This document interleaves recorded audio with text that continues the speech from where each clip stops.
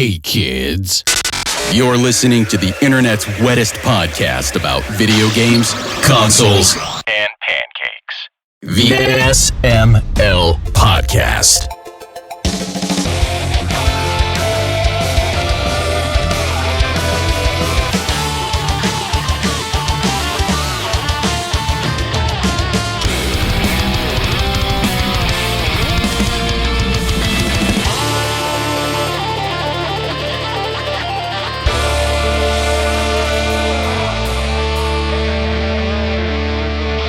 What's up, everybody? This is the SML Podcast. I am your host, Joe. We have a PartyCast lined up for you. Chris is here. Grant is here. Brooke is here. Pernell is here. How's everybody doing? We're good. Partying. Casting. Partying hard. Partying and casting. We quickly started the recording because, Grant, you brought up a game that you dabbled in. I did. Should I dabble in it some more? Yes, let's now that we're tracking. Let's discuss this game. I just yelled Viewfinder because I just played the demo. It's a part of the, can't remember the name of the event, the Steam demo party 9000. Next Fest is going on right now. And there are demos for probably 100,000 games, give or take. And I just the list. And I've gotten emails for all of them just today. Oh, I bet. I went. Actually, the first thing I always do is I go and I narrow it down by the racer category. No one's ever making car games, so I checked out what was there, and then I decided to look at the most downloaded, and I saw Viewfinder, and I've been super excited about that game. And it's it's one of those where ever since Portal, it takes something special to break your brain in a completely new way. There was that game where you could pick up chess pieces and set them far away from you, and they became giant chess pieces. What's that one called? Oh, I can't remember what it was called. Oh, it was pretty cool. Anyway, that sounds cool. It's neat. Can't remember what it's called. But this, Viewfinder, it basically involves taking photographs like Polaroids, and then you can place them in the environment, and then those become doors, and what you took a picture of becomes a 3D environment in the picture. It's really hard to describe. It is. But you could look at the trailer really and get the trippy. idea. I first saw trailers for this at a PlayStation event. I played it on PS5 just this past weekend because I had some company over for a party. And they were like, "Oh, what's that Viewfinder game?" I'm like, "Oh man, I didn't know the demo was out yet." So I downloaded the demo, fired it up, and it was just breaking my brain with how friggin' cool this game is and how overused this is, but unique of a premise that it is. And unique. Is it designed? Is it a puzzler at heart? Oh, very much so. Yes. Mm-hmm. I think there's crazy. There's some story going on, but it's really about connecting all these vignettes with different ways to use the pictures, right, Joe? I mean, that's kind of for example, the area that you have to get to for to complete the level. There's no walkway there, so you turn around, you explore the area, and there's a picture of a bridge. So you go sideways, you hold the picture up to where the bridge would help you in the game. You hit the button. And that picture is now the level. Yo, I like the sound of that. There's it is something you have to play to really grasp. It is on PS5 and PC, I believe. I don't think it's slated for anything else. No, it wasn't on the trailer at the last at the Day of the Fucking Devs. yeah! Couldn't put Xbox up there, so I was a little bummed about that. But I can play it on PC, so I'll be doing that for sure. Yeah, it looks awesome as hell. And, there's you have to collect a few batteries to power this teleporter, and there's only one in the environment. But you realize if you take a picture of the battery and then turn sideways and set the picture into the world, you can walk into the picture and grab a second battery. It's really. I mean, I think they're really making the most of that mechanic. I don't know if that much is going to change other than the picture stuff, but. Yeah, the demo got me hyped for it. Also hype is the fact that BX Latino Heat just subbed for the 10th month. Thank you, Latino Heat. Always good seeing you in chat, hanging out with us. Thank you for the sub. Thank you. But yeah, Viewfinder, fall into the abyss game is of my gaping butthole. Cool as hell. Yep. I'd never heard of it before y'all started talking about it. I started Googling it and I was like, what am I seeing here? This looks really cool and insane. And Joe, your description with the bridge helps me I can see how the pictures sort of line up with the environment like that, and it makes what I'm looking at make a little more sense. But I gotta try this on PC, like ASAP. It is, as the kids would say, hella based, I think. Excuse me? I have what? to this day, I have no idea what that means. What the hell Me is neither. based? I don't know. I've seen it used in one context, and I was like, okay, I finally get it. And they'll get used in a different context. I'm like, wait, so you basically say a thing that you know is going to piss people off, but you stand by it? That makes it based? Or I know what it's supposed to mean good, I guess. Yeah, It's I thought really it just meant good. But I just have no idea. I know what it means, but I didn't realize people are still using the word hella. They're not. They're not. I didn't want to say anything, but they're not. But they are saying based. Is that an adjective that is still up in the parlance? If it's like if it's really based, right? It's hella based. It's like hella based. Do y'all read Aquid? I think you read some Aquid back in the day. I read some, yeah. They would just say heck of instead of hella, and that really, that stuck with me. That's popped up in a couple of my reviews. I do like that. I also like Hells of. Hells of, I haven't heard that variant. I heard it in a Sum 41 video, but it stuck with me. Classic. Like, yeah. And, like everybody else is saying hella, and I was like, I kind of like Hells of. It sounds more formal. Yeah. It does. That's proper. Mr. Hells of. Exactly. Yeah. Please, Hells of was my father's name. Hella. You may call me Hella. Anyway, but yeah, Viewfinder looks up. What's everyone else been up to?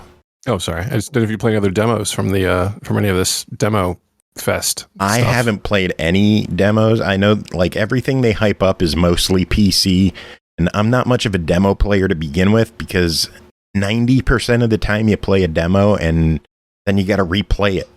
Like it's not a new special slice of the game or a remixed portion of the game to give you a feeling for things. It's just like the first hour of a game, and then you get the game and you play it, and the first hour you're like, I did this shit already. Yeah, there was the climbing game from Summer Games Fest. What was that one called? Start with a J. I played that. That demo was out last week. I don't know if it's still up, but I played that. It was pretty great. I loved it. I climbed a lot. I will say I don't have a fear of heights, but they are really. I think you get a little woozy when you're looking off the Hancock building, but nothing severe. And man, there are some sequences that are really like there's some swinging involved, and it's nuts. So yeah, I want to play that game in VR. Oh geez. Oh man. My buddy Jeremy was up hanging out, and he played the Horizon game on PSVR 2, and he was climbing in the one section. It was like, what happens if you just let go? And he's like, we'll find out. And he let go, and he just screamed because he thought he was falling for real. Oh, that's amazing. Dude. It was pretty fun. VR is fun at parties. You have a PSVR too? Yeah. I didn't know that. Yep. Didn't know you grabbed one. Yeah, come on over, hang out sometime. I want to come over and buy that horror game for you. The one that does the eye tracking. Oh, geez. You know what I'm talking about? You can't. It's like it's the guys who made the same. It's like they made that Until Dawn shooter for the first PSVR. They made another one, and it's kind of like a on rails thing. But I think you go in a room with mannequins, and if you blink, they move. Ooh, yeah, right. That's amazing. Okay, yeah. I watched some guys play it. You blink, you die. Dude, so scary. I watched some dudes stream it, and they're like, "Oh, I keep blinking!" Like you're trying not to blink, And Jesus, wow, nice, good idea. I've just been. I think I have that one actually, but I didn't see the mannequin part yet. Get back in there, stream it. That's like those angel statues in the Doctor Who show. Yes, exactly. I sound like somebody who doesn't know what Doctor Who is. I appreciated that. I watched I watched I don't know however many seasons there's been since 2007, and I'm all over here like, oh yeah, that Doctor Who show I hear that people like. I'm looking next to me, and Simon is just giving me sad eyes.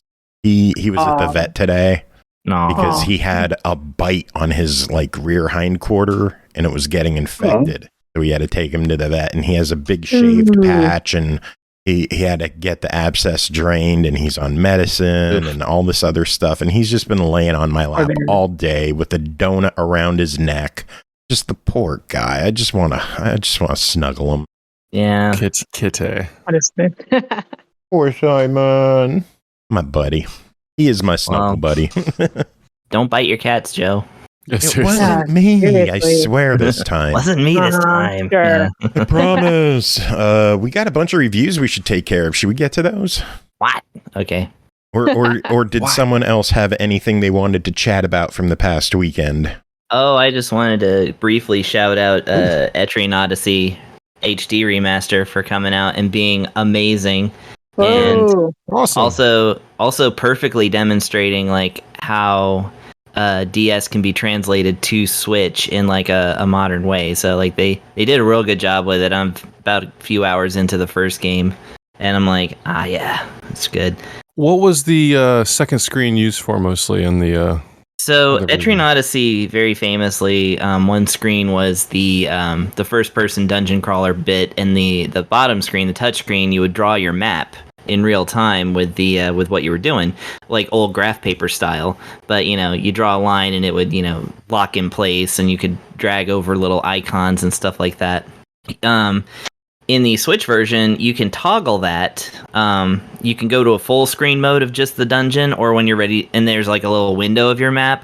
Or when you want to like actually access the map, you just push like the X button, and then if you're on touchscreen or you're in handheld mode, you can use the touchscreen exactly as it was on the DS. Or now there's a control scheme for laying that track down.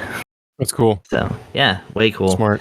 Yeah, and it's remastered, but without like really changing it. Like it's Yuzo Koshiro's soundtracks that he recreated himself. But still using the FM synths and stuff like that he put on the DS, not like reorchestrating it or going with like a higher sample MIDI or something like that. Like it's still the same way. It's just clearer and brighter now.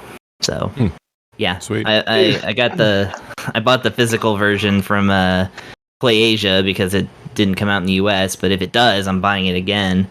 So yeah, I've got all the three other of ones. games. Don't you have the original ones too? I've got all of them, yeah. I've got every Etrian Odyssey that's released in the US, which is 6 mainline games and 2 remakes and a side game called Etrian Mystery Dungeon, which is just a mystery dungeon game like any of them are. So basically, for someone who is in the same boat aside from that, do you feel as though in an economic sense that the HD collection is worth it if you are sitting on the DS titles and they're still functioning? Especially with the whole 1 screen versus 2 screen bit now. Well, I mean, it depends on the person. Are you still playing your DS? Are you still wanting to put in a Etrian Odyssey cartridge that you have and start adventuring when you got your Switch right here? I do still play my DS. I carry that, my Vita, and my Switch. Yeah, I mean, so I would say that the aesthetic upgrade is really awesome, but I mean, it's the same game. It's not but I mean, for folks who are getting into it for the first time, this is the way to play it, because I mean, Etrian Odyssey 3 alone is like $200 now. Jeez. I know they're worth money. At least some of them are. Yeah, and there's no eShop to get your back there. So if you're not pirating them, this is the way to play them. And thank God, it's a great way to play them. And we don't condone piracy on the show. Not at all, even though they did not supply me with these games for review, and here I am reviewing it for free. So who's getting stuff for free, Atlas? Who's getting stuff for free? Pernell, are we the only I did request. I didn't hear back on it. Yeah, that's fine. I tried. Hear about what happened? Also did not hear on Final Fantasy, so don't worry about that one either. Brooke was talking. Okay, Sorry. Brooke was... it's all right. Brooke's always talking. There's always going to be Pernell, are we the only 2 Vita owners, I wonder, in the group and the SML team at large? Because I play visual novels on this thing still, so just curious. I thought Joe used to have one at least, and maybe sold mine, it. Yeah, I think Tim still has You know what his. else you sold? Did it show Seamless up? segue. What did you? What else did I sell, Brooke? I think you got a new toy over the weekend. Before we move on to reviews, I did have some very big personal news to share. Might be even bigger news than Etrian Odyssey. I'm now an Xbox owner and user. Yeah. I'm one of the cool kids. Nice. I'm like official SML head now, and I really appreciate just that. I have one game for Xbox now and a Story of Seasons, so that's gonna Had to do it. So good. Yeah, we can. But yeah, it works great. It's awesome. I'm super excited about it. I'm holding the controller gently right now. Beautiful white. Gently. So gently. Easy. It's so light. It is, isn't it? It's such So ergonomic. such a cute little concise controller. Everything is just there. It doesn't overload you with a touch screen or lights on the top. True. I don't know. I'm not a fan of the PS5 controller. It's shaped better, but I don't like all the extra features. I don't I like the haven't D-pad. used one yet. Just want a friggin' controller. Just I don't really need want that. adaptive triggers. I don't care about adaptive triggers. They're annoying. Just want to pull a trigger to shoot a gun, not feel resistance as if I'm actually pulling the trigger of the gun being held to the person's. Like, don't put me in those shoes.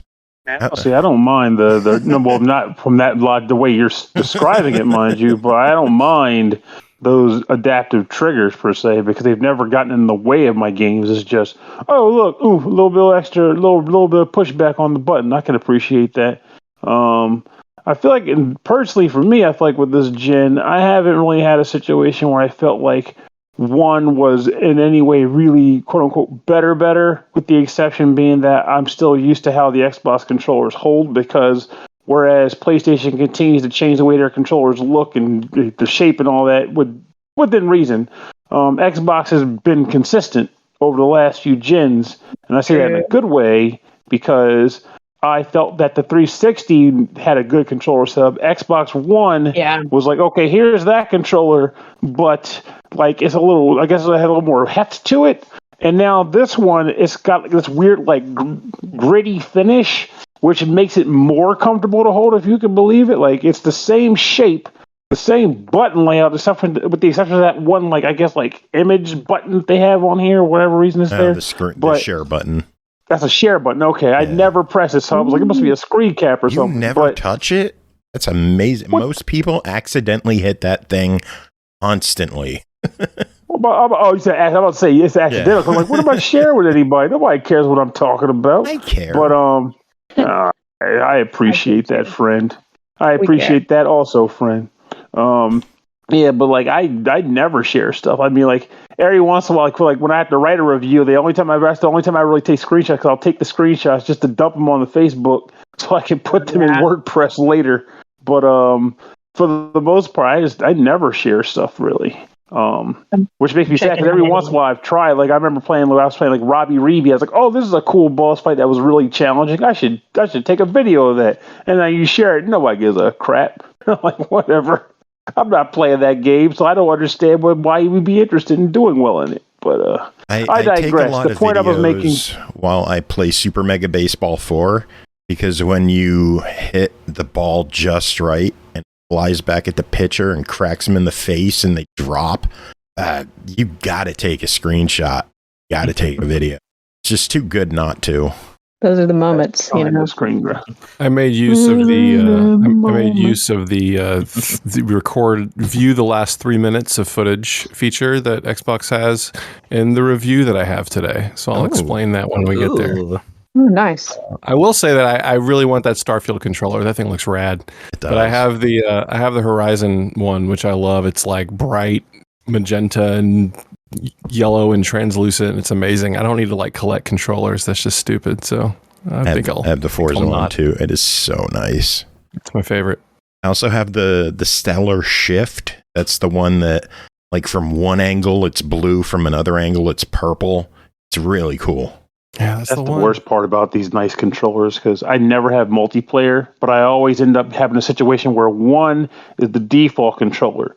Second controller ends up being like somebody else is like, oh yeah, maybe we should get a controller to play multiplayer, and then it never happens. And then the last controller is basically they were starting releasing the color ones. Like, oh, cool, this one looks nice, and I get it on sale. So I just ended up with a bunch of controllers I never use.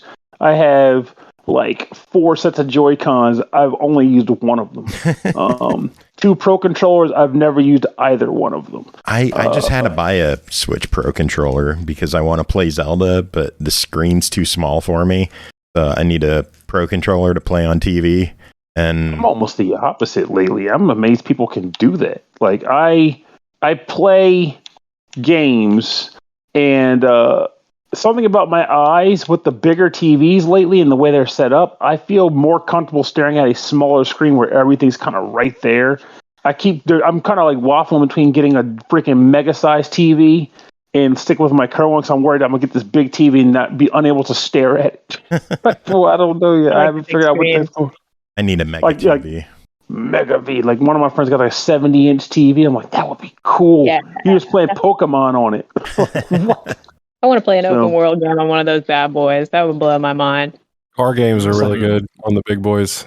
Love a good burnout session on a 70-inch television. Rock Band on an 85-inch screen. That's what I want. Oh my god, that'd be intense. Just be Skyrim for me. The future is here. I'm just gonna play the game I normally play. Well, anyway, should we get to the reviews? All right. Now we all get the. I'm going to be here for wiggles moral out. support. Welcome to the Xbox family. Add me as a friend so I can remain appearing offline, and we'll never play anything together. But you should still be my friend. That's a deal. Drop your is your username just Stemage? I believe it is. Cool. I'm gonna find you. Mine's Joe Cameron. too, You Joe. should add me too. I didn't think about that, actually. Although you should have had my gamer tag because I was on the system. Good point. I'll send you mine later on or something. You're going to just be adding everybody to this thing today. Look out. Yeah. You're going to have so many friends. Aw, finally. Hey. You're popular McGee. All right, I'm be in the background supporting y'all. Good luck with the reviews. All right. Well, first game to talk about tonight is Miasma Chronicles, developed by the Bearded Ladies, published by 505 Games. Released May 23rd on Xbox Series X and S, PS5, and PC for $49.99. From the creators of Mutant Year Zero, Road to Eden comes a beautifully crafted tactical adventure you won't forget. Embark on a quest across a post-apocalyptic wasteland torn apart by brutal force known only as the Miasma. Pernell, what is going on in Miasma Chronicles? You already took the line of by the creators of Mutant Year Zero, which was a game I did like playing. And as a result, I was interested in what this one had to offer. And I'm honestly pleased with it. And considering I played the original Mutant Year Zero on the Switch, playing this on an Xbox is I get to see what they're capable of as far as visuals in a better way, because this game looks really nice. But as it was with Mutant Year Zero, this game is a tactical, I guess RPG in that sort, where you are tasked with trying to locate, as the character Elvis and his brother Diggs, his brother being a robot, refitted from a mining robot, is tasked with trying to locate Elvis's mother, who disappeared years ago, leaving behind for Elvis a mysterious glove and a message saying, learn how to use this glove, use it to basically, control, to work through the miasma, and then come find me, because the miasma is all across the country, and in different areas it creates barriers preventing people from pressing onward beyond said barriers. So you are tasked with going through the process of finding her, figuring out what's going on with the miasma, of course, and also another entity that exists in this world called the First Family, which exists as basically being the oligarch of the environment. Do as we say, pay your tribute or die, or whatever. The gist. But that's the narrative. The narrative is cool, and the voices in this game are actually pretty nice too. It's a good setup, but then again, Mutant Year Zero had that down too, so I had no worries that they would pull that off. But the gameplay is where I think the shine is. If you've never played Mutant Year Zero, I'll describe it, but if you have played Mutant Year Zero, just consider it to be that game's combat with a few more added tweaks, which are kind of nice. But for those who aren't familiar, you are essentially you're running around on a typical grid map. Think like if you were playing like Fallout 2 back in the day, but you actually had full movement and not clicking from space to space. You're moving around on that map. I love how I went that far back to come up with an example, as if other games like, Divinity, didn't exist or some crap. But anyway, you're moving around the map, walking around, exploring, finding objects you can pick up that are pretty much consumables or messages that you can read to get the idea of the environment you're in, and new weapons you can equip. But eventually you'll come across a scenario where you have to get down and dirty, skirmish. And in this situation, you are tasked with taking you or up to three players, not three players, but like three characters if you eventually get that set up a party, to not just start the battle, but you kind of have to position yourselves in such a way that you can trigger an ambush and catch the enemies by surprise. You're going to want to do that with every battle that gives you the opportunity, because you need strategic advantage in this game. They don't screw around, because once the battle kicks in, all the enemies are going to be alerted. They're going to be trying to scout you out. They're going to try to see you dead.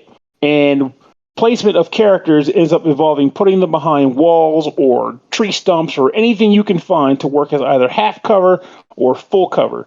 Cover being a way to reduce damage that comes in your way and also makes it harder for you to be hit in general. Once you get a player moving, once you start playing, all your characters get 2 action points.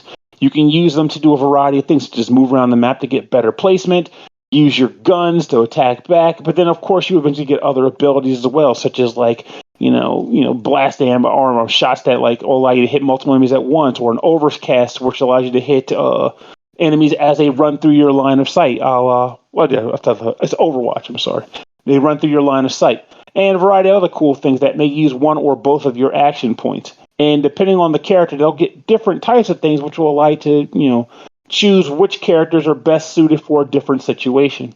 But you'll be using all these things in tandem to try to keep yourself from getting your ass handed to you by a variety of crazy creatures and monsters that exist in this world. Because one thing I like about this game is the fact that the premise is mainly environmentalism. We pretty much screwed up our planet. The planet said, I hate you, and now it's doing things with the intent being to wreck us. So mutant animals and mutant plants, and of course the occasional jackass human too, but you're basically dealing with mutated wildlife and plant life. And I'm here for it. Not to mention the fact that you're exploring a decimated United States. And they come up with some really goofy stories sometimes about our old history. Like they come across an old museum that has dinosaur holograms, and they believe that humans battled them in a great war years ago. When, of course, that didn't happen. But it's funny to hear that characters think that's what happened in history regarding prehistoric life. But yeah, you're basically battling these creatures, and that ends up being a good time, and that's in and of itself. I love the combat in this game. You might find yourself occasionally feeling like, oh man, another setup where I got to set up my ambush. But hey, pace yourself. If you feel as though you're getting a little drudged out, take your freaking time. But the characters themselves also, in addition to their different abilities, they also can get access to new guns, which you can equip 2 of per character, which allows you to kind of not only diversify which guns or what type of guns you want to use during a situation, but also reloading in this game is an action. If you reload at the wrong time, you might find yourself in a crappy situation. So every once in a while, you might find yourself go, "Cool, good thing I still have bullets in my other inferior gun, so I can take that kill shot and then worry about reloading later." You can equip these guns with different mods to make them, decked out as ammo modifiers and typical weapon modifiers. Increase damage types, increase crit damage types, increase range of shot, all kinds of cool stuff like that. Power cores are things that I can consider to be replicant of armor in this game, because that's how you get your variety of different buffs and stuff that would come normally from armor, whether it increases your defense or increases your mobility, stuff like that. And some characters also get something called Miasma powers. Mainly your main character with that glove, but eventually other characters can get them too. And Miasma powers are sort of one of the main MacGuffins in the game, because as you move around, you're looking for miasma vortexes, which you can absorb into a glove, and that gives you more power, eventually allowing you to press onward on your mission. But you also get abilities from that. And those abilities are sort of like the magic in this game, and you get some pretty nifty ones that can also be modified to do, have various augmentation tweaks to them as well. And quite frankly, I find that to be fun to use too. The magic points in this game are pretty much like electricity or kilowatts. So you have to use energy cells to recharge that, as opposed to ether in a Final Fantasy game. I like this game. I like it a bit. I like it a good bit. I like the voices. I like the music. You know, the music is more so just like atmospheric in the sense. But I do think this game is solid. I feel as though I don't want to go so far to say it's just better than Mutant Year Zero because plot wise that could go either way. But I do feel as though gameplay wise it is more of the same with some additions that I like more. Like I like the idea of having the miasma powers, and I think the only thing I wish is that I wish one of my characters was a warthog, like in the last game. But unfortunately, that's not even unfortunate, but instead I get a really cool mining robot that speaks jive, so I'm cool with that too. Here's a question for you. I'm a fan of the real-time exploration, not so much the tactical combat. Is there any kind of assist to make it easier on me to get into this game, or am I kind of just SOL if the premise seems cool but the gameplay is not for me? Well, I know. Give me a sec. I'll even check to make sure. Maybe they'll let me switch it here so I can see if it's still there. Because I know there are difficulty settings, of course, ranging from narrative, which is likely hey, do you want to get through this with as little, adversity as possible? Select narrative. Yeah. But then there's standard difficulty, which is what I play on, and then extreme and I ain't touching that shit because I ain't trying to cry so much. But in addition to that, I know there was something that I can't change in here. I should have probably written it down. But it's an option for full tactical and semi-tactical. And I know one of the things related to that is that, I want to say is with semi-tactical, you can't miss a shot. But I think that may go both ways. I didn't want that. I want the ability to have misses because sometimes I want the enemies to miss me too because I'm not a fool. But it is there for people who don't want to care about, oh man, he's in my line of sight, but at the same time, he's too far away to have 100%. Oh no, if he's way away, but he's in your line of sight, with that mode, you still get full, accuracy and stuff like that. At least that's the vibe I got from when I read the description for it. But what I'm doing is not that. So they do have things in place for you to mess around and work. And of course, there's always save scumming if you want to get down to that business too. Yeah. I will say one thing I noticed as an annoyance, it might be the way I set the game, but when you pause the game, right? Not the menu for browsing your character stats and stuff, but the actual pause button that lets you save, load, whatever. It is really hard for me to see what I have selected. Again, it might be how I set it up at the beginning. Maybe they did one of those brightness settings or what have you. But it is freaking hard to see what I'm selecting on that first menu. If they could just, I don't know, give it, let's say, for example, I scroll down to settings, right? Once you select settings, the list on that has a black background with the text, and you can see a bar going up and down based on what you've highlighted. They should do that for the main pause menu, too. Because I kid you not, every time I pause the game, I have to count in my head how many spaces I've moved.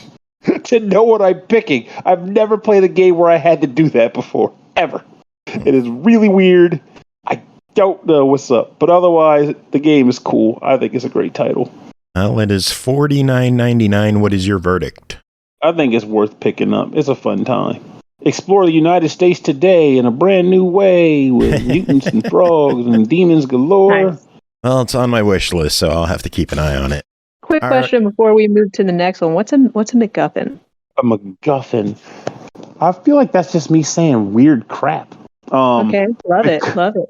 I'm not even going to lie. I feel like that's me saying weird crap because awesome. A MacGuffin could be...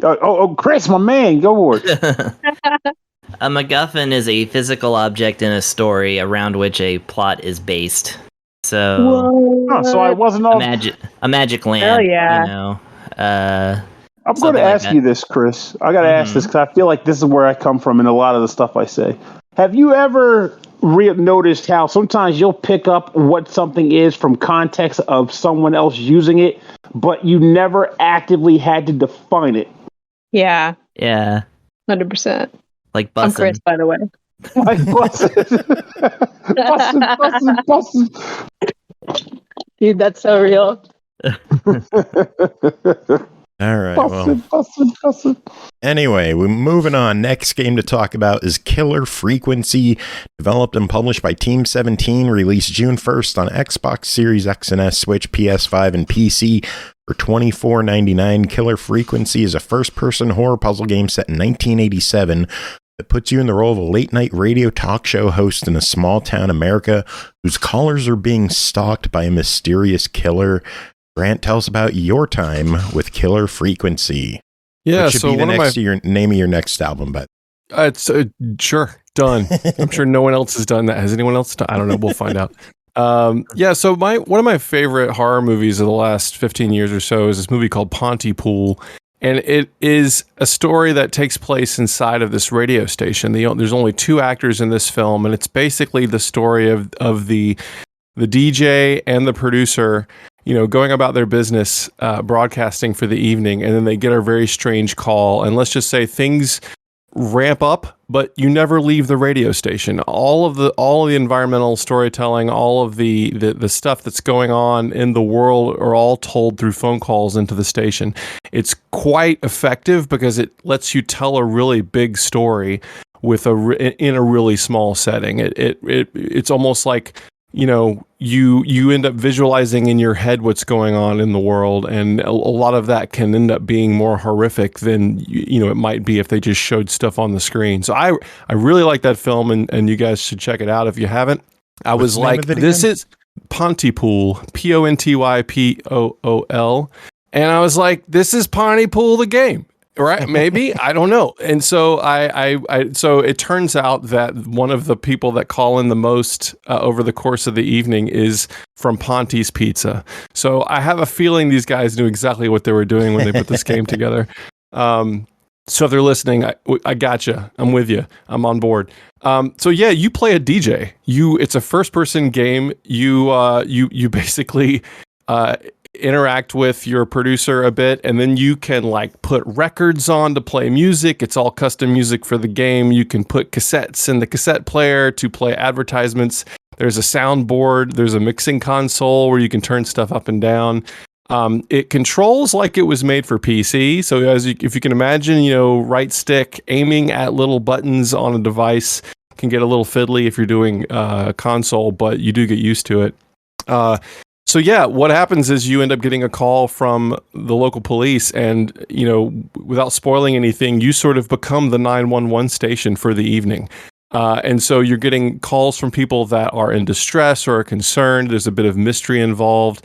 There are times where you're literally juggling two different things that you're in your hands. One might be a map because you're trying to give them information about where they should or should not go. There's notes about personalities of people that might be calling. There's instruction manuals you might have to get. You do have to leave the booth. You go into the rest of the radio station to get things you might need to solve the kinds of puzzles they throw at you. But they do what they set out to do in terms of creating a world that is outside that room. There is a lot going on in this little town. And there is a killer on the loose. He's called the Whistling Man. And it's all about trying to save as many people as possible over the course of the evening. You're trying to get through the night. So that's the setup for the game. It's a very pretty game. It's not a very big building, but they really did capture the late 80s vibe of a radio station. It's fun to just kind of walk around, look at fake concert posters, pick up magazines and see stuff. So they really nailed that. I ran into some problems with it in this game. Some big technical issues. I've written a lot of them down, and I actually contacted the developer to share some of this stuff because some of it was pretty bad. What can happen is that there's a problem you have to solve. You have to leave the radio booth to go perhaps get items you might need, get information you might need to solve a problem.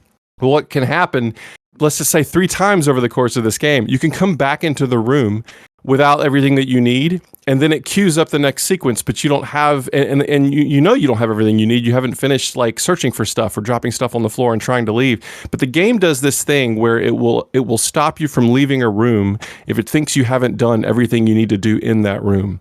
And so it prevents you from traveling all the time all over the radio station. But what can happen is you can go back to the booth and never not be able to leave again. You won't be able to leave and go get the stuff you need. And then the producer will start talking about items but it doesn't make any sense because it's nothing you've found. It's nothing that you've actually collected. So she might be talking about people or that thing you see on the paper. And I'm like, I got no paper. And I'm not allowed to leave the room to go get the paper. So there were several instances of things sort of triggering out of order.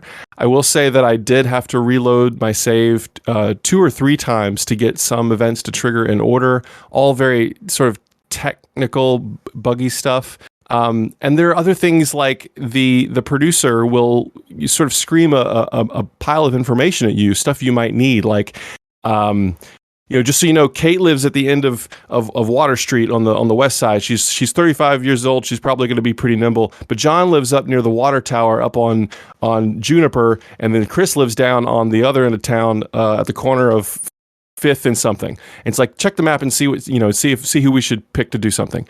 And you're like, okay, you just gave me a lot of information. You go to the map. There's no way to get her to restate what she said. None of that information is written down. So twice in this game, I use the Xbox video feature to go back and actually figure out what the heck she said. Like it's a little. I mean, I should at least be able to have a dialogue option that says, can you state what you said again? Because when you started rambling, I had no idea that this is going to be something I'd have to put to memory at that moment. I didn't have a pen and paper ready. Like, come on, give me a heads up. Exactly. There are a couple other things, like when you're standing at the booth doing your work, there's a sort of a designated place for all the dialogue options to pop up, but there's no audio cue that window has popped up. So you might be looking at somewhere else in the room, and then a dialogue option has popped up in 3D over by your booth, but you don't see it. And if it's a timed thing where you need to answer something in time, you're not gonna know that there's something that you need to answer. No. So things like that, some quality of life hiccups, or some massive triggers. I did finish the game. It really went some interesting places. It had some fun twists, but there are some things in this game that really kept me from enjoying myself. The last thing I'll mention is that there's some stuff you have to do in another office in the building, and there are intercoms all over the building so you can continue to talk to your producer. Well, I finished what I needed to finish, and I was like, sweet, we're great. Save the day. I went back to the booth, and like she wouldn't talk to me. Like, I was pushing the button, she wouldn't say anything. I thought I might have hit like something game breaking. Turns out I had to go back to the office that I was in and hit the intercom from there, and then she would talk to me. And so, but it wouldn't stop me from leaving the room like it normally does. So like, there's just a lot of things like that were a bit frustrating. So I really feel like overall they captured the vibe that they were going for. I think they wove a pretty good story together, but there were some gamey things that really got in my way, unfortunately. Yeah. Well, it's $24.99. What do you think for that price? What I would say, I feel like this is an incredibly unique game. I would stick this on your wish list. And if you come across it in a couple months, check and see when the last time it was updated. I want to get these guys' notes. The game did come out. Hopefully they're working on some stuff, and there's some things that are being reported to try and fix this game. If I had not run into these fundamental bug tracking, like this is stuff that just gets fixed when you make games. If this stuff had not been a problem, it would be an absolute recommend, especially if you're a horror fan and a fan of the late 80s and stuff like that. But at the moment, I just can't say it's worth the 25 bones, but keep an eye on it, because I hope they fix this stuff up, and I hope they do another one, because I feel like they had some really good ideas there. Cool. So add it to a wish list, I guess, and keep an eye on it for now. Yeah, add it to a wish list, and you're gonna stumble into it later. When you see it, check and see if they've updated it. Like, see if there's any patch notes or anything. See if they fixed some of these problems, and if they get the game to that point, absolutely worth a play. Cool. And what did you say the villain was? The Whistling Man? The Whistling Man. Dale North's mortal enemy. Oh, can he not whistle? He hates whistling so much. He hates whistling. That's hilarious. Well, then I'm going to recommend it specifically to Dale North. Forget the wish list. Just go buy this game, and please report back. Sounds good. That's it for you, Grant. You sticking around, or are you heading out? Yeah, I'll hang out. Cool. All right, next up, Evil Wizard, developed by Rubber Duck Games, published by eHome Entertainment. Released May 25th on Xbox One, Series X and S for $19.99, Evil Wizard is a humor-filled action RPG that puts you in the shoes of a former final boss. Rise from defeat, rediscover long-lost powers, and fight to reclaim your castle from an army of so-called heroes. Pernell, tell us about your time with Evil Wizard. I feel like after Rack and Ruin and now this, I should just kind of acknowledge that games that have you play as a former final boss / wizard-looking character who decides they want to take over or defeat the heroes, it's an actual action RPG, are winners for me, because I wasn't interested in this at first until I started playing it, and then time went by and I was like, wow, this is actually pretty fun. I'm digging this game. I think maybe a lot of what I'm starting to appreciate about these games, as long as they're crafted well, of course, is the humor that stems from them, because it always ends up being like these characters, like this guy here. He is a wizard who's evil, hence the title, who gets ejected. All right. He gets ejected from his castle by a hero alliance who set forth to take him out. And then you very quickly make your way back to said castle, but the throne room where you were originally at and where you were defeated at is now sealed up. The heroes that defeated you never left that room, and now you need to make your way back inside, reclaim your castle, and also make it into the throne room to take what's yours. So your game exists of you're pretty much exploring the environments around your castle. And your basic kit is you have access to a melee attack and you have a magic wand. Now, the cool thing about the magic wand in this game is that it's just as much an attack tool as it is a puzzle tool. Because the way magic in this game works is that you have to walk up to a general object. Let's say, for example, a flame, right? You walk up to the flame, and then you channel the flame to acquire fire magic. You don't have an MP gauge, which I very much appreciate. It's just a cooldown meter. So once you have fire magic, you throw a fireball, it cools down. You throw a fireball, it cools down. You throw a fireball again. And you'd have this magic until you need to get another spell. Originally, you only have access to fire magic, but as you play the game and defeat certain bosses and basically fulfill various events, you'll get access to more magic spells that consist of 5 different elements, which can eventually then be mixed and matched as well. But you'll be able to attribute those equip spells as needed. Initially just one, but you'll be able to increase the slots of that too. And then you'll be able to use multiple spells. And you'll be taking the spells from various locations and using them in other locations to solve puzzles. Like, for example, you might come across a situation where you see a raging fire and there's a grate nearby. You can go to a nearby body of water, freeze it to make a block of ice come off of the waterfall, then push the block of ice over a grate, light it on fire so that it melts, and then all the water runs down and douses the fire. So fun little puzzles like that. I'm a big sucker for that kind of thing. And when it's time to get down and dirty with the combat, there's a lot of fun to be had there too, because as you fight enemies, and there are a fair number of them, and sometimes they'll mix and match them in a way that can make them pretty damn annoying, such as the chef who throws fireballs while you're also being attacked by the ice golem that actually tries to freeze you in place, jerkbag. You will be pretty much tasked with attacking with your melee weapon or your magic. Now, if you attack a guy with a fireball multiple times to the point where he dies, he's going to be incinerated. He's just dead because you freaking burned him alive. Jesus crap. But if you happen to stab him to death before he dies, you might get a situation where he's kind of begging for his life, at which point you can walk up to him and hit the right bumper button, I believe, and you can absorb his life and get healed. That's the primary mechanic for healing in this game, too. Of course, when you attempt to do that, you're left kind of vulnerable to the opposition, so you don't want to just be willy-nilly grabbing people and trying to suck out their soul essence, because if you're not careful, you'll get waylaid while you're doing that. But there's a nice fine dance between dashing, slashing, bashing, and soul harvesting to keep yourself, up and running in this game, and I like that about it. And of course, as you're doing that too, you'll come across people in the game that were former minions of yours who have been defeated by the heroes and locked away or kidnapped or what have you. And you need to rescue those people. And as you rescue them, you'll gain access to various aspects of, improvement or, I guess they would stick with improvement that they can give you.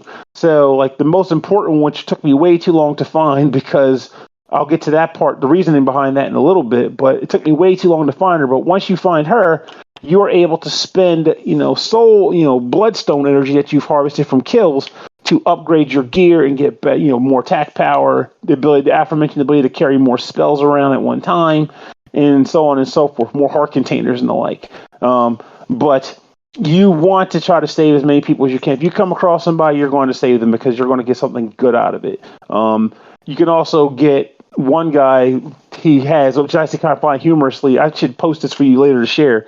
But the way that he helps you is he's collecting rubber duckies because he's obsessed with rubber ducks. And I guess the company's name is Rubber Duck, which is, I guess that's why they did it. So you run around and these rubber ducks are like sealed with talismans, so you don't know what they are. But when you take them to him, he unseals them. And he shows you what he's got in his collection, and all the rubber ducks are like various themes and humor stakes. Like they're like a solid snake rubber duck, or a Ducksona rubber duck, which is basically Joker from Persona 5 with all the the gun attack Ducksona, like pokes sticking off the side, which I loved. And I took a picture. I was like, oh man, I got to share this when I'm allowed to. But I do enjoy the humor of the different rubber ducks you find and access. This game, it works. Like, I feel like the one issue I've had, and it might just be because it's just me being me, but you get to the point where you might have trouble remembering what you were doing in certain areas, and you don't really have, like, say, a map that you can access through your menu and just go, oh, I'm going to go there. But like, let me rephrase that. You have access to a map, but you don't have access to like a quest log or something like that. So I'm like, what the heck am I supposed to be doing? Like, I forgot what I was doing. You're like, well, you just better freaking remember, or just wander around till you stumble across what you need to do. There are likely people you can talk to that will tell you what they wanted you to do, but you got to remember to go to those people and talk to them.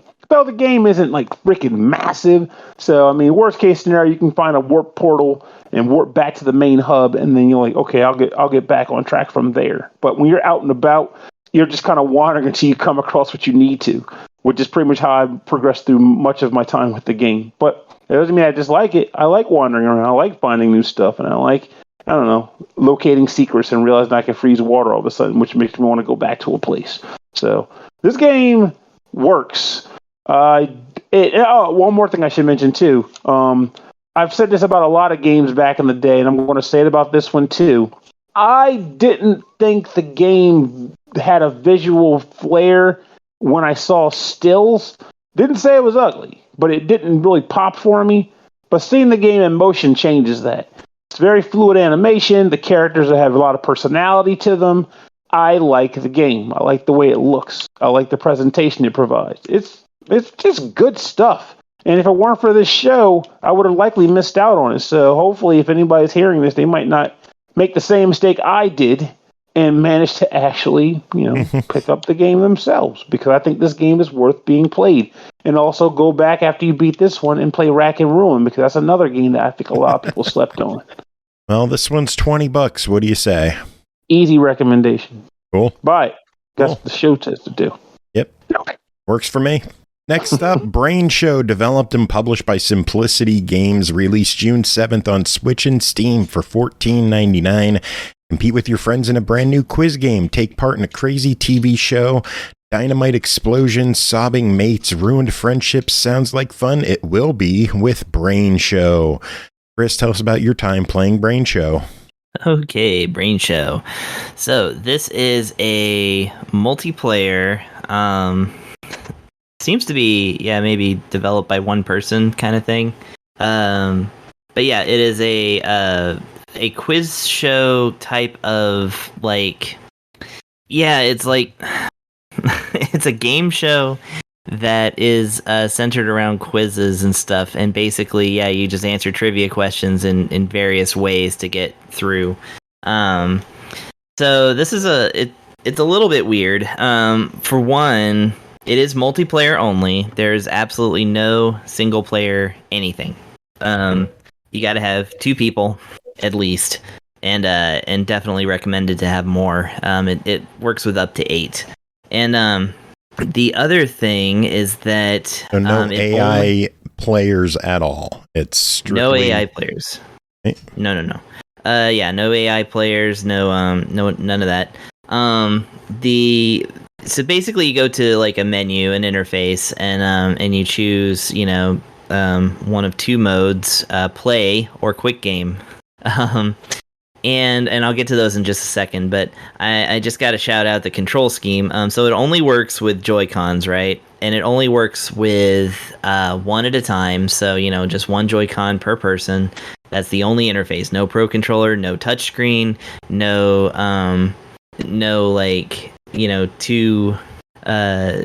no portable mode or anything like that, pretty much. So unless, you detach the Joy-Cons and use them that way, you can play it in portable mode that way. And yeah, shout outs to the controls. It makes the Z triggers the confirmation button and the plus and minus buttons, aka the hardest ones to like really mess with, the back buttons. For no reason. Wow. It's not how the actual game is played. I thought, okay, so it's gonna be like a buzzer thing, like Jeopardy. Like, you got to hold it in your hand and like push it down with your thumb so that you can like get there first. No, that's not how it is at all. Okay, so yeah, once you play, you set up a profile of like I said, 1 to 8 people, but 2 to 8 people, but no less. You have new profile that you can make, or you can load a profile. You just choose, male or female for gender. Then you choose the first letter of a name and select from a list of pre-made names. So you can't enter your own name or anything like that if you. And yeah, you just this choose sounds from like a list. there's a lot of weird design decisions in this game. Yeah, there kind of is, and the interesting thing is too that like a lot of the so sorry, I'm tripping over this review because it's so weird. So yeah, you choose like male or female, right? And you choose from the list of names based on your first letter. They don't differentiate the genders with the names. So like, and there aren't very many names. So you choose like P, for instance, Paul or Peter or anything like that. Penelope. Those are names that start with P. We could come up with some all day. This game has Pearl and Pablo. They got 1 name for Q, and that's Quincy. And, what about Qbert? No. But and then W, you think, okay, yeah, William, Wendy. Those are classic W names. They got Willow. That's it. It's just it's a rotating like line too, so it's like you just can scroll through the list and it's just 1 name. It's so funny. Wow. So here's the reason for that is because when you start the game, then you go into a 6-round quiz show where the host, who is constantly like dancing around and doing stuff, and while the cameras pan around, and it's very, it does seem kind of cheap. There's audience noise but no audience. There's a host and then there's the players, but that's okay. It's all right to be simple. The host will refer to your character by the name that you chose, and so they actually will say the name because that's the reason to have a list of names. So these are just the names that the host knows how to say. And it sucks Those are too the because only names that they know. That's it. Yeah, literally it. They had Christopher but not Chris, and they didn't have Catherine. I played this with Catherine. They didn't have her name, so I think she picked Quincy. Nice. Quincy. And at some point, I played an old lady named Darwin because Darwin's in there. I don't know why. Anyways, so you start the rounds, and they're kind of shuffled around. The first 5 rounds, anyway, are shuffled around to be different, kind of randomized games with them, and they're all just variations on things like, there's a balloon game that, like, if you get the answer right, you can pop a balloon on the other player. Of course, every single one of these games is absolutely supposed to be like at least 3 preferably 5 to 8 players. Because like if you got two, it basically it's a game that a lot of times if you get the answer right, you can in some way screw the other player over, or steal their points or something like that. The classic type of thing there. If you have 2 players, then you literally just have one person to kind of push around. And again, it feels no very AI. It feels very much like a Jackbox game in that like you can play it with 3 people, but doesn't mean you should play it with. Exactly. Yeah. Also, by the way, the host only knows about 12 names, because I guess that's how many they have in here, and only knows one pronoun. So no matter what character or name you pick, if the most of the script tries to stay like away from using pronouns at all, but if they do, it's always his. So everybody's male in this game, just so you know. Man. Well, if that's cool with you. Anyway, there's some stuff. Oh, one of my favorite things. So after you play the 5 rounds, whoever's on top, you go into the 6th round, which is kind of a dunk the loser kind of thing. You answer questions to blast the other player with like a water gun, and they're over a pool, and if you get their life bar diminished, and their life bar is determined by how much they've won so far, then they get dunked in the pool, and the winner is the winner. If you play a quick game, which is again located on the main screen, then the game it's a regular game. It just skips straight to stage 6 and just starts both players with full health. But it refers to, it's like, your health is based on how well you've done so far, and you haven't actually done anything so far. So it does definitely have a tacked on feel to that quick mode. So there you go. Well, it's a $15 game. It sounds like it was done mainly by one person. Do you think this is worth the price? To me, it seems like it should have come in at a little lower of a price, but I checked this developer out, and most of the games do have that single developer feel to them. In fact, the developer's name is in the publishing title of the company. So that's kind of where I got that. And this is by far the most expensive software that Simplicity Games has come out with. Everything else has been kind of, very simple platformer, very simple racing game. That seems to be their thing. I think they might have overdone it on the simplicity. However, I will say that the questions themselves are engaging, and I could see this being fun with a group of people. I would say absolutely avoid this if you don't have a group of like maybe 4 or 5 friends that you can actually have over to couch co-op this. Because by the way, we got 2 software codes for this. You can't actually play this multiplayer, so we just have 2 copies of this now. I thought that there was some kind of like co-op or like online mode or something, or like system link maybe. No. Nope. Oh man. So it's, if you have a lot of people and you really want specifically a trivia game, it's not bad in that sense. I'm not going to say it's bad. It's just not great. And maybe worth your $15, but only in that use case. Everybody else, please avoid. All right. Did someone have a question? I thought someone was going to say something. Well, it's good to know the trivia is somewhat good, like the questions and stuff, but no online at all, because it's on PC as well. So no, okay, well, maybe on PC. I don't know, but doesn't look like not on Switch. They advertise the remote play together split screen as the only features.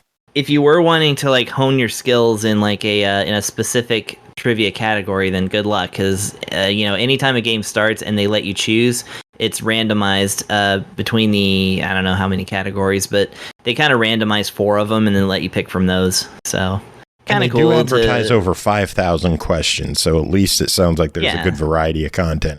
Yeah. The actual questions were fine. They kept us playing it. I mean, we played at least 2 whole rounds. We played a lightning round, went right back to the regular stuff. Anyway, yeah, it's okay, but yeah, it's definitely look elsewhere for most people who would be looking at this kind of game. I would like to try this with a big group of people. It does seem like visually it looks really cute. I like the character designs in the game.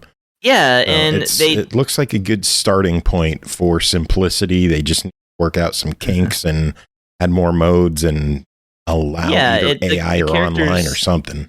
The characters are cute. They have silly little dances that they do. Most of them, you'll kind of recognize. And yeah, the game is just goofy fun as far as that goes. But yeah, it's just, more game, please. Just put in some more game. All right, well, next up, SETTRIS, developed and published by Zoo Corporation, released June 15th on Steam for only $2.99. SETTRIS is a block placement puzzle game in which players place pieces in the empty squares on a puzzle board and fill all empty squares to clear the board. Pernell, doesn't seem too complex. How is it? For any old heads out there, it's Daedalian Opus. So just go ahead and pick that up and be done with it.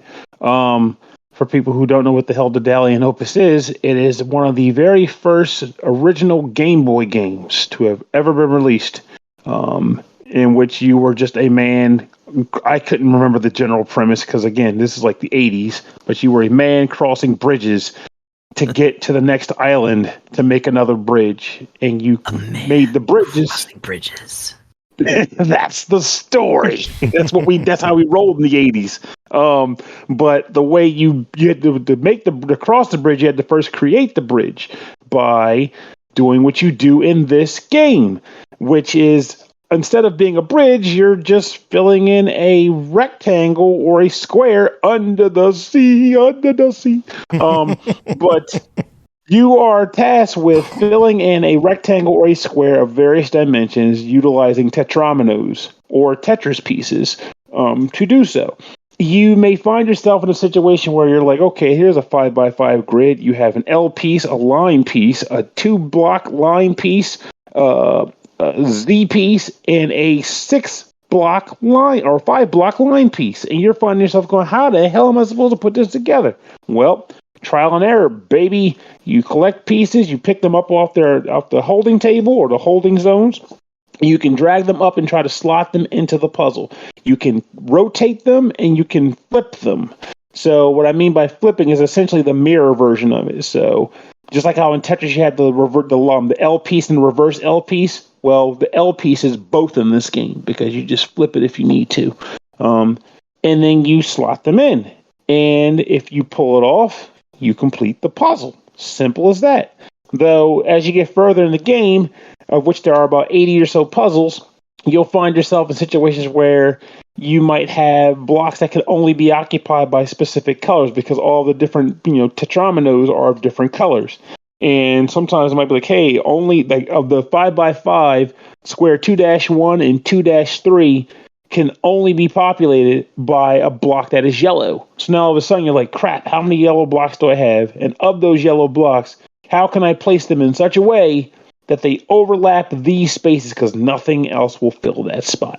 You will be tasked with making that kind of decision. It's kind of a chill puzzler because you're not being timed as you go through the levels. You can just kind of take your time doing it, though unfortunately, unless I missed something, I couldn't really skip a puzzle. I mean, though admittedly, for those who are listening, I was going one at a time, and then eventually said, I'm going to go from puzzle, 15 to puzzle 80. And the game was like, you can't go to puzzle 80? I'm like, well, damn it. But so for all I know, maybe puzzle 15 let me go up to puzzle 20. I don't know, because once I couldn't do 80, I just went back to doing my normal one at a time until I was satisfied with my review. I love the Daedalian Opus. I do have one gripe with your review. You refer to the pieces as what? Tetrominoes? Tetrominoes, but you could also refer to them as polyominoes. That's better because tetromino is only 4 pieces. And that, you know what it is? 5, some have 3. They go up. Yeah. And that's funny because poly means many versus, tetra or, there's I just made Metra up. 2 pieces there. Looking at screenshots, there's one with 5 and 3. Septominos. Yeah, craziness. I'm just being. What y'all are talking about, like right now, just reminds me. Oh, well, y'all are. Go ahead. I checked to see if I was muted. I was like, I don't know if I'm just talking into a muted mic. The ether. The incomprehensible way that y'all are speaking right now is exactly what algebra class sounded like to me shortly before I dropped out of college. What, you don't like the Pythagorean theorem? It's so much fun. Quadratic equations for days, baby. Well, anyway, Pernell, SETTRIS is $3. What do you think? Oh, I didn't mention there's a time attack mode too. There's a time attack mode. Okay, SETTRIS is $3. Okay, there's one more thing. There's one more thing. One more thing. All right. So one thing worth noting about this, compared to a lot of other puzzle games that kind of work like this, is that I will say that there's a decent variety of music that is rotated as you play the game, so you're not like just kind of like hearing the same music over and over and over again until you want to blow your brains out. You have a different amount of music. But as far as the time trials go, you can have time trials of being 3-piece puzzles, 4-piece puzzles, and 5-piece puzzles. And it's done by having a clock that ticks down, and they give you random puzzles to solve. So it's just like you can keep challenging yourself. Whereas a lot of games that have time challenges will just be like, hey, here's a puzzle that you can just solve, leave, come back to the same puzzle and just blitz it. No, this is an actual time challenge. So I like that about this. Yes, it's an easy buy it and recommendation. I was sold on it because of the Daedalian Opus comparison, and I think had that one, by the way. I figured you would. If you didn't, I'd be sad and say, go get it. Or no, I would say go buy SETTRIS. But yes, I am glad to hear you were on board, friend. The 80s were a decent time for games. SETTRIS is probably cheaper than Daedalian Opus. I wonder if that game has a value right now. Let me look. I mean, it's $3. Could it really be? Alien. I mean, my copy of Daedalian Opus only cost $5. And still, SETTRIS is cheaper. Yeah, it's $9 on eBay. Hey, look at that. There you go. That's expensive. That's triple the cost. And only $3. Game on hardware you can't get anymore. Does it have that rad ass, like, weird new agey like cover to it where you absolutely do not know what kind of game this is? It's like freaking like Zeus, like flipping tiles. Yeah, it's like Jesus with like a metal armband and stuff, and he's just like, praying to the Illuminati with like a triangle around his face and stuff. It's wild. It's a puzzle game, folks. Let there be bridges. Anyway, moving on. Next game is Martian Panic, developed by Nyx Digital, published by Funbox Media, released September 29th last year on the Switch for $39.99, but it's coming to the PS4 on June 29th. The Martians are coming, and it's up to you and your friends to stop them. Battle a horde of loony Martian invaders in this 1-to-4 player shoot-'em-up game. Chris, what's going on in Martian Panic? Martian Panic. Okay, so this one has a weird story to how I came about it. So Joe asked me if I wanted to cover it. I was like, Martian Panic? I remember that because it's a Wii game before, like many, many years ago. Yep. And like a lot of Wii games, it was kind of a shovelware kind of rail shooter. But when I started to look at it, because I was, I always look at the games, believe it or not. I don't actually just blindly accept every game that comes my way. I saw that the company was selling a peripheral for this in the form of a big toy laser gun that you're to put your Wii remote in. Not Wii remote. Well, maybe originally there was one. I don't know. But your Switch Joy-Con goes into this gun, and then you can like shoot with laser sounds, like pew pew laser sounds. And so I said, yes, Joe, I will take this game. And in fact, I have just bought the laser, and like I have that. Yes. And the Wii version came with a shotgun. That would have been so much better. Green shotgun. Okay, yeah, I am remembering this game then. So yeah, I now have I bought with my own money the laser gun peripheral that was not supplied by the developer or publisher rather. Just letting y'all know.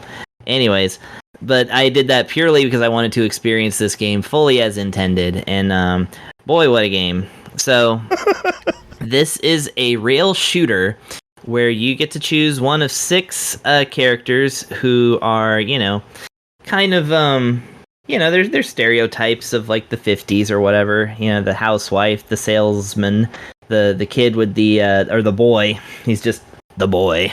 But, he's got like the 3D glasses, kind of looks a little bit, zombies ate my neighbors-ish. And then, of course, the hick, Jeb the farmer, a cheerleader, and Chuck the jazz player.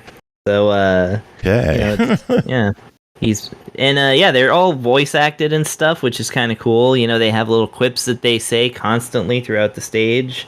And there's about 8 stages. And each one is just the same thing. You shoot at Martians as they come along. They got little robot drones that come out, and you shoot those too. You shoot at, eventually you come across a boss. You got to shoot that thing down too. Try not to shoot people who are innocent. Although, unlike most of these kind of rail shooter games, there's not a strict penalty for if you shoot innocent people. Your person just quips that they shouldn't be in the way, and then you just kind of move on and probably get a little bit of a hit to your score. That's about it. No big deal.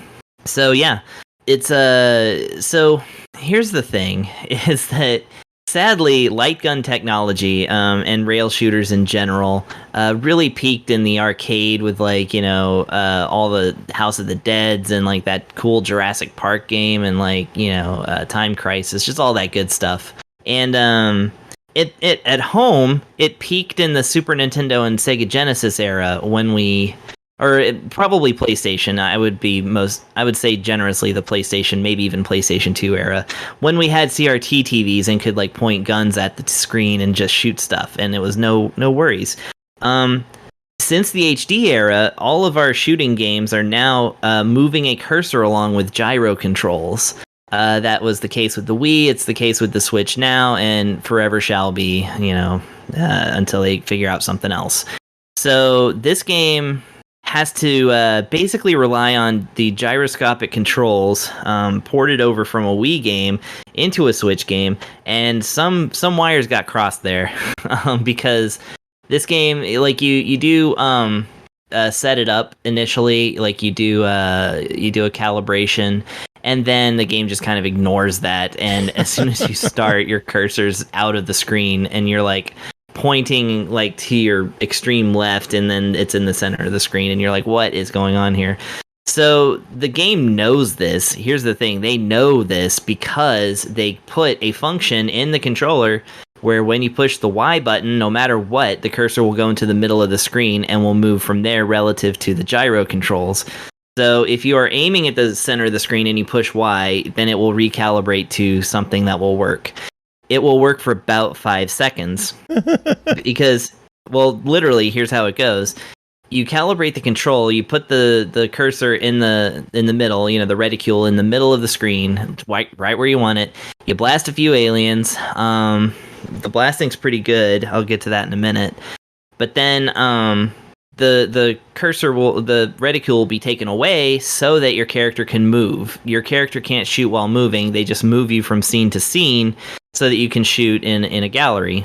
That's not the worst crime, but the problem is it recalibrates every time. So basically, every move you make, every step you take, is going to be, you move to a new area, center the cursor in the middle of the screen, shoot, and then reload, and then move the cursor again. Because here's the thing, is you have to constantly reload, and because this isn't a light game, you can't do the classic move of just aim your controller off the screen and push a button. That's normally how you would reload, and then you can get right back into it. You actually have to push the A button, and you have to keep a look. You have to keep an eye on your ammo, because if you let your ammo run out, you get a penalty where you can't shoot anything for a while, and it just sits there and clicks, and then it takes a few seconds to load up, as opposed to instantly if you push the button on your own. So it behooves you to just constantly reload your gun every 3 shots, even though you have 6 or 8 of them, depending on the weapon. That's annoying. The other annoying thing is when you got this thing mounted in a plastic laser gun, which one's Y and which one's A? Which one? You're sitting here moving your thumb around this thing when you're supposed to be pulling the trigger. So yeah, just a kind of an annoying interface. The game itself is fun. It's very campy, extremely campy. It's very, very parody-like. It's a little, it's pretty grown heavy, really, but it's lighthearted and fun, and I enjoy it. I would actually really like to see a real, light gun version of this that's fast and playable. Sometimes things will drop health pickups. Sometimes you get extra guns. Those are pretty cool. A shotgun is pretty cool because it covers a wide swath, and you can take down more than one thing. There's a pulse laser that's really cool. like there's some good guns in here. Like I said, the enemy behavior is very predictable, but it's like any rail shooter. You're just gonna keep playing through and memorizing the levels. There is a novice mode that gives you infinite continues, so you can rich kid strat your way through the entire game. Nice. If you so choose. Yeah, as soon as you continue, you're exactly where you were. So that's kind of nice. I like the music. I think is just public domain kind of black and white movie music. I didn't get much of a sense that there was an actual soundtrack here. It just seemed to be kind of like just stuff they pinched from an archive or something like that. That's not a problem. This game is very much couched in that kind of 50s sci-fi era, so it's like not a big deal. Voice acting is very over the top. Sometimes it sounds bad, like it was recorded back in 15 years ago technology for a shovelware game and not upgraded for this version. That's okay though, because nothing that anybody ever says is important ever. So that's good. Yeah. Just like our show. Exactly.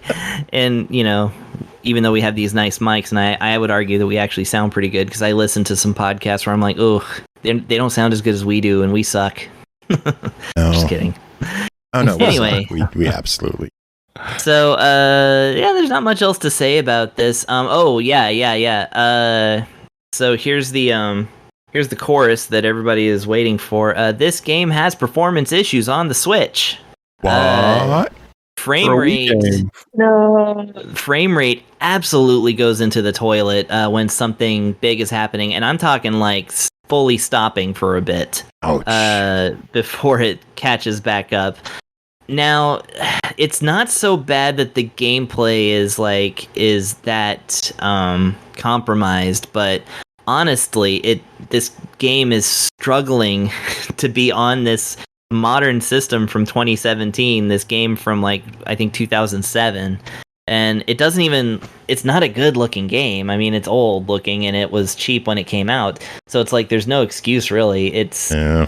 They're rendering, it's taking them 5 minutes to render all 15 polygons in this thing, so it's like...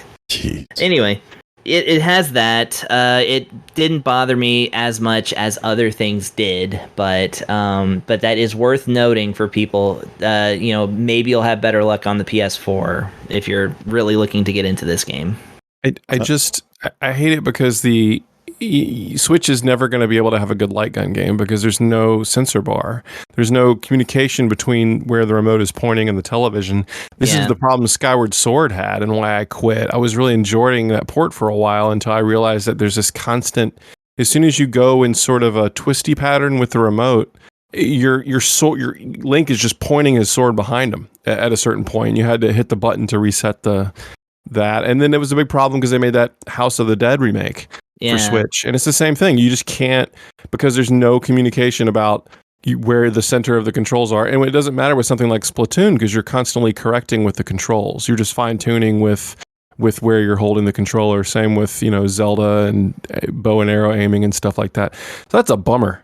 Yeah, it's not ideal. And yeah, I had that House of the Dead remake wish listed for a while, but yeah, I don't know if I'm gonna pull the plug on it. But I just went and looked. It's on sale for $850 right now on Switch. But everyone has said that it's just frustrating for the exact same reasons you mentioned. So if you just don't mind keeping that thumb on the reset button, it kind of is how it. Yeah, that's kind of how it is nowadays. But I mean, luckily, I still got my Genesis and my Justifier, and yeah, good boy.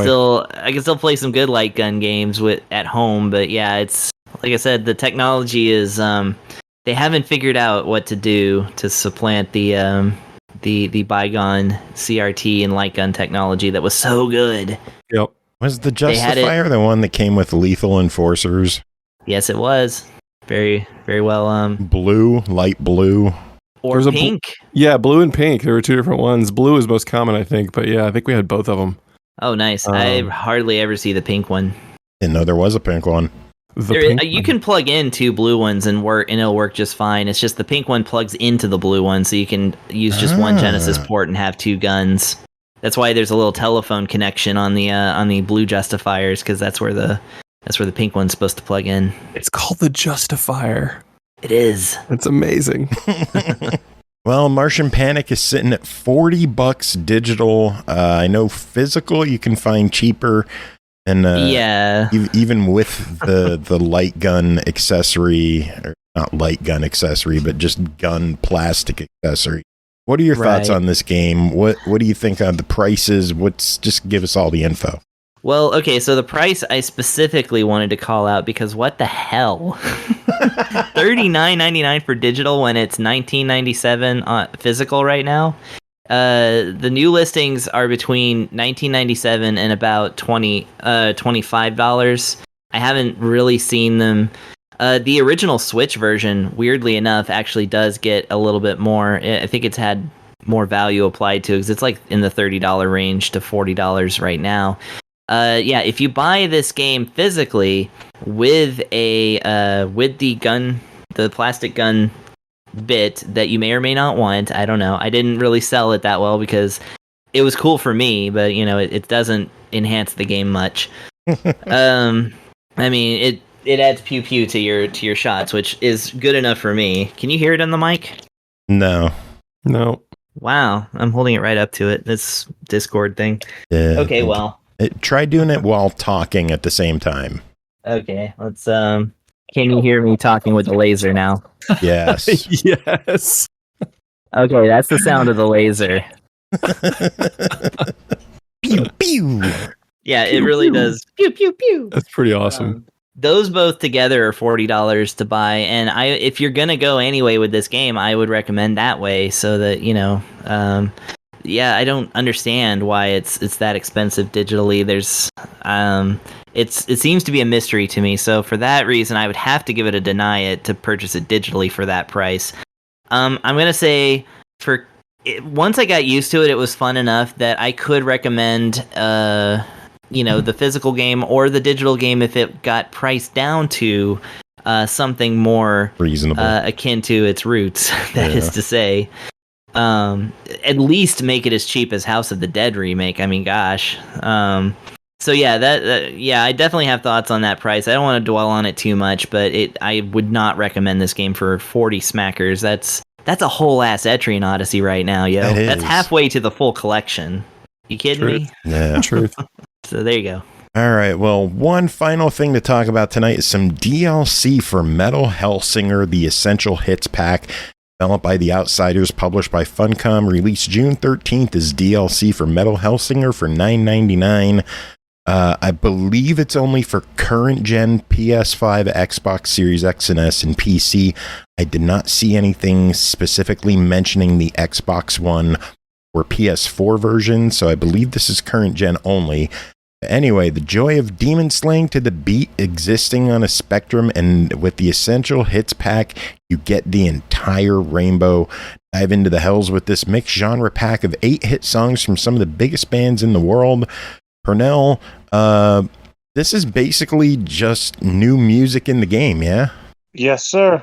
I'm switching to speaker because I want to read. So, sorry to have to do that. Book.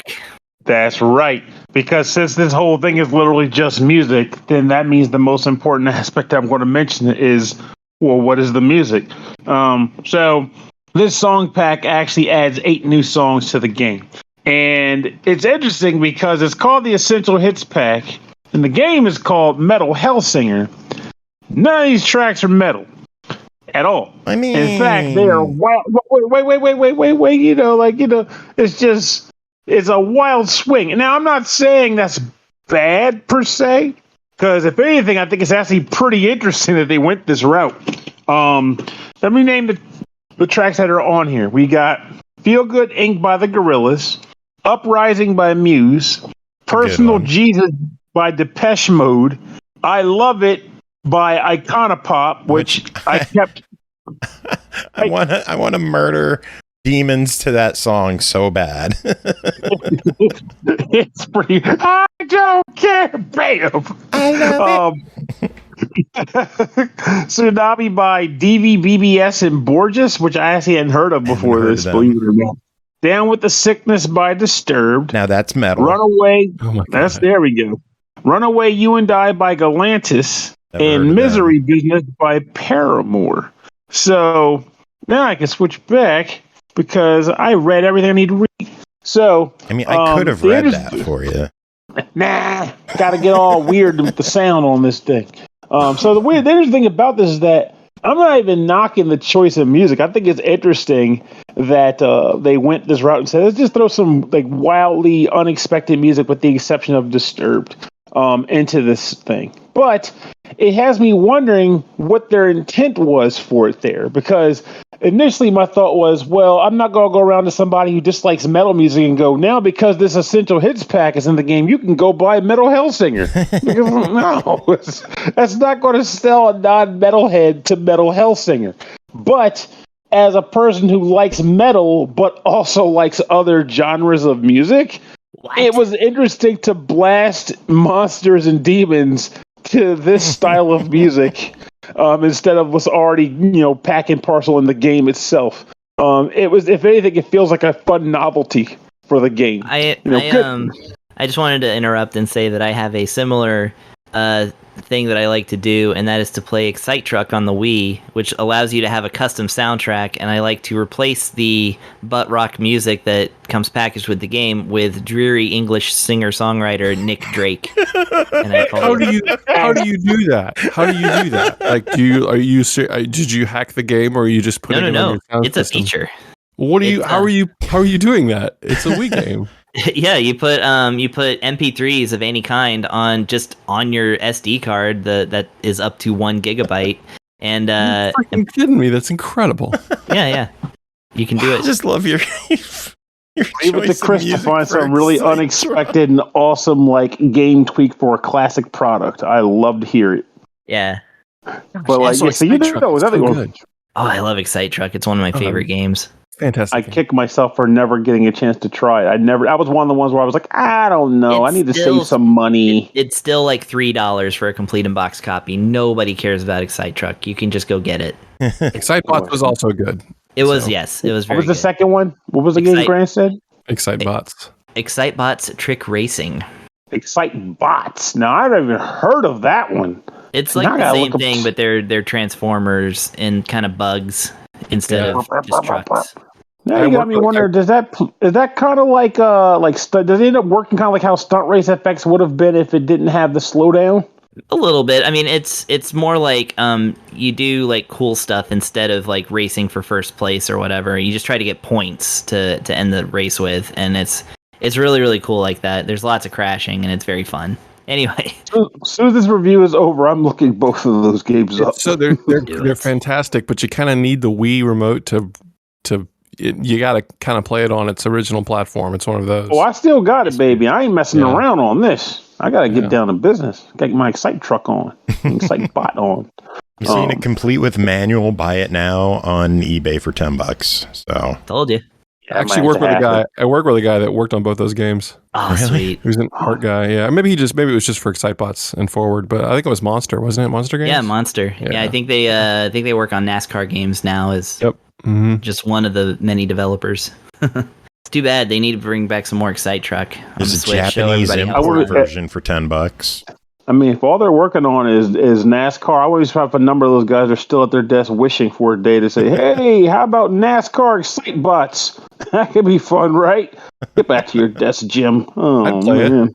I'd play it. You and me both. I'd play that before I play a normal, just a general NASCAR game. NASCAR trucks that transform into people. I don't even remember what game we were talking about. Metal Hellsinger got that DLC pack. Pernell, what do you think of it? Well, this is one of those things where it's purely subjective to your taste in music, honestly. I mean, I'm fine with it. I mean, I'm not listening to all these tracks on the radio in general, but they fit the game when I want to get a little ridiculous. But it does make me want them to do something more akin to like a vote or something. Like, hey, if you guys have access to artists that you can get a license for your game, throw it to a vote and compose a list of tracks to make Essential Hits Pack 2 or something. Really good, yeah. That's Brant, really why good, don't you hit them up and get your music in the game? I want to murder things to like your. Hey. I mean, people. I didn't write Misery Business. What can I say? Well, actually, you should cover Misery Business for this show. If you sing it. All right, fuck it, I'm down. Just make your own version. Call it Joy Corporation. I don't know. You'll be good. You'll be good. Great band I like name. that. Yeah, it's fantastic. I do feel like I think it's like those are songs that excite people, you know, and so I kind of laughed at it too, but it works, man. I mean, that's a killer Muse track. I don't know. Yeah. I mean, I would blow up demons to sail away. Fuck it. Well, I mean, the trick might be take one of your current tracks and get what's this freaking God, I'm so sleepy right now. The freaking Wet Pancakes man who I'm friends with, but I can't. Nord, God damn it.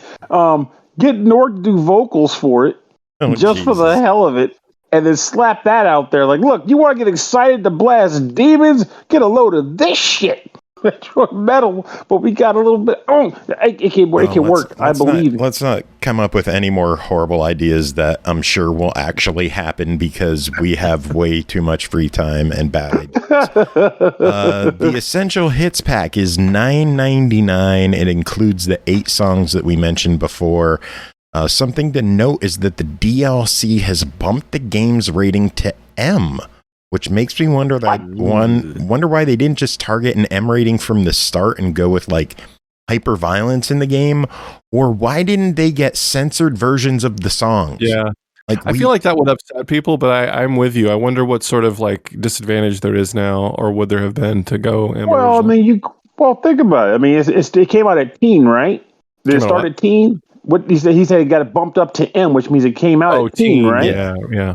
Yeah, so they got those teen sales, and now they can do the lyric stuff and like, well, if you buy our DLC, you got to get this rated M. But the teen sales have been made, or a number of the teen sales have been made, you know, because let's be honest, the rating, if it's purely based around just lyrics to songs, I can kind of understand that because they want the songs to be, you know, as intended, not, you know, edited for radio. So you're just going to get the songs, it bumps right up, but by then people who are going to still focus on the rating already got it, possibly. So, or a number of those sales have happened. So I think I can totally see the logic behind it. But as it stands, like, hey, I'm good with that. I'd rather have that than like, you know, some of the guys like, you people. I don't know. I can't even think of like a freaking like censored version of a song because I'm fucking sleepy. The point is, the pricing on this game, the best way I can think of describing is I'm thinking like some like Rock Band and buying music DLC for that. And that I feel like the pricing of this DLC is on par with what I would have seen in a Rock Band song pack.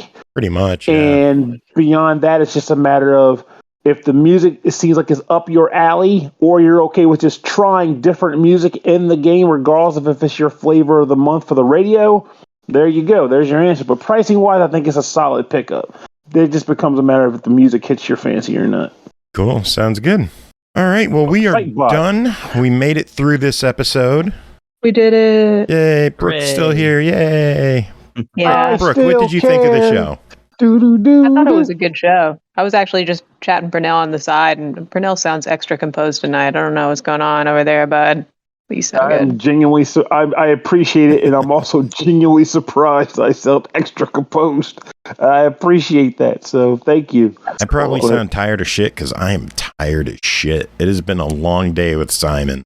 Him and his abscess and I cried last night. I was so worried about him. I was like, what if he has to have a leg amputated, or what if he doesn't make it? And I was just like so heartbroken all night. Is he an indoor cat, or does he go outside sometimes? Indoor. So he got into a scuffle with one of our other cats. Oh gosh. Why can't they all just get along? They have enough space in the damn house. Just take a quadrant. Yeah, but whatever. Thanks to all of y'all for being here, hanging out and doing the reviews. Music for the episode. Grant, since you're here, we'll play something from you. What should we play? Yeah. Oh. Yeah, do you have anything new that we could play? Apparently he has a song called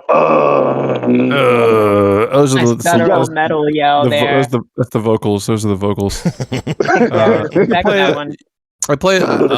This should be game related, right? Gosh, I haven't put up any games. Matter, whatever. I don't know. I did that. I released a track for a short film last year with Beardo singing on it. Did you ever hear that one?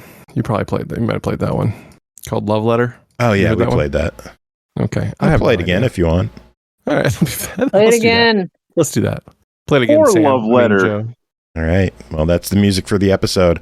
Does anyone have any final words to end the show? Of course we do.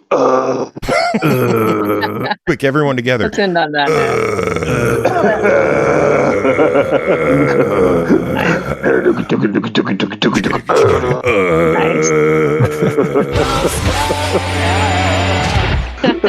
Perfect.